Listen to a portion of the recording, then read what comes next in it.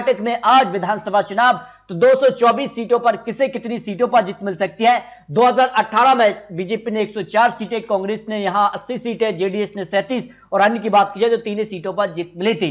तो इस तरह से अगर बात की जाए त्रिशंकु सरकार क्या 2023 में देखने को मिलेगी, क्योंकि 2018 में यही आंकड़ा देखने को मिला था, यहां पर बड़ा उलटफेर भी देखने को मिला था। 2018 में चुनाव नतीजों के बाद येदियुरप्पा ने मुख्यमंत्री पद की शपथ ली, लेकिन यहां पर फ्लोर टेस्ट में बहुमत साबित नहीं कर पाए। इसके बाद बीजेपी ने यहां सरकार बना ली, लेकिन अब 2023 में किसकी सरकार बनेगी, इस पर कुछ महत्वपूर्ण आंकड़े सामने आ रहे हैं। अगर बात की जाए कर्नाटक विधानसभा चुनाव के लिए, देखिए लिंगायत, यहां पर वोक्कलिंगा और मुस्लिम और SC/ST वोट किस तरफ जा सकता है, इसके कुछ महत्वपूर्ण आंकड़े बन सकते हैं। देखिए भाजपा को 58% लिंगायत वोट जा सकता है, वोक्कलिंगा 16%, मुस्लिम वोट 4% और SC/ST वोट भी काफी महत्वपूर्ण हो जाता है। देखिए कांग्रेस के लिए 30%, कांग्रेस के लिए 21% और 68% मुस्लिम वोट यहां कांग्रेस के पक्ष में जा सकता है। जेडीएस को 10%, 62% यहां वोक्कलिंगा और 22% यहां मुस्लिम वोट जा सकता है। इस तरह से अगर बात की जाए तो काफी कुछ बड़ा अंतर यहां देखने को मिल रहा है, क्योंकि हर 5 साल में यहां सत्ता भी बदलती है,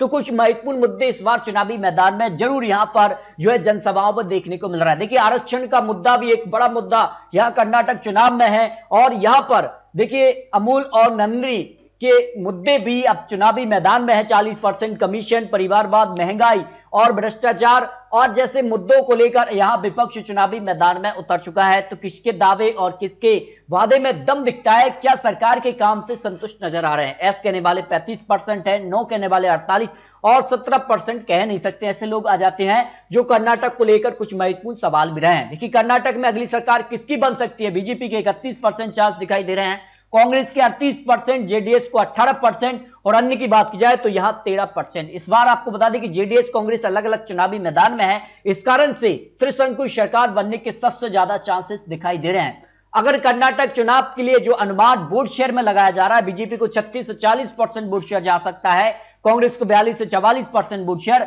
और अन्य की बात की जाए तो 3%, जेडीएस को 14 से 16% वोट शेयर कर्नाटक चुनाव में जा सकता है। अगर यहां पर सीटों की बात की जाए 224 सीटों के लिए जो अनुमान लगाया जा रहा है, उस हिसाब से 80 से 104 सीटें भारतीय जनता पार्टी के पक्ष में जा सकती हैं, जबकि कांग्रेस यहां 100 से 120 सीट तक पहुंच सकती है और जेडीएस 18 से 25 सीटें और अन्य की बात की जाए तो 1 से 4 सीटें जा सकती हैं। इस तरह से जो अनुमान ओपिनियन पोल के हिसाब से लगाया जा रहा है, उस हिसाब से बीजेपी कांग्रेस में कड़ी टक्कर देखने को मिल सकती है, लेकिन निर्णायक जेडीएस हो सकती है। 18 से जो 25 सीटें हैं अगर यहां पर आती हैं तो फिर कांग्रेस के लिए या जेडीएस का सहारा मिलेगा या फिर बीजेपी को मिलेगा, यह महत्वपूर्ण हो जाता है। तो ये इस तरह से कर्नाटक चुनाव पर जो नया ताजा सर्वे सामने आ रहा है, उस हिसाब से काफी खलबली देखने को मिल रही है और यह अनुमान लगाया जा रहा है कि कर्नाटक में यहां त्रिशंकु सरकार बनने के चांसेस सबसे ज्यादा दिखाई दे रहे हैं। तो आपको क्या लगता है, अपनी राय रख सकते हैं। क्या कर्नाटक चुनाव में बीजेपी को पूर्ण बहुमत की सरकार बनेगी या फिर कांग्रेस को पूर्ण बहुमत का आंकड़ा जो कि 113 है वो मिलेगा, या फिर जेडीएस यहां किंग मेकर की भूमिका में आएगी, लेकिन सहारा किसको मिलेगा, यह काफी महत्वपूर्ण हो जाता है। आम आदमी पार्टी को यहां पर कितनी सीटें मिल सकती हैं, इस पर भी अपनी राय रख सकते हैं। तो दोस्तों आपको बता दें, चुनावी आंकड़े चुनावी अनुमान है। 10 मई को जनता तय करेगी कर्नाटक में किसकी सरकार बनेगी और 13 मई को रिजल्ट आ जाएंगे कि कर्नाटक के लिए किसको यहां पर बहुमत का आंकड़ा मिला है। तो अपनी राय कमेंट बॉक्स में जरूर किए। क्या बीजेपी का कमल बरकरार रहेगा या कांग्रेस यहां पर वापसी करेगी, जेडीएस को कितनी सीटें मिल सकती हैं, इस पर अपनी राय रखिए। तो मिलते हैं दोस्तों लेटेस्ट और महत्वपूर्ण विश्लेषण के साथ, तब तक के लिए जय हिंद, जय भारत।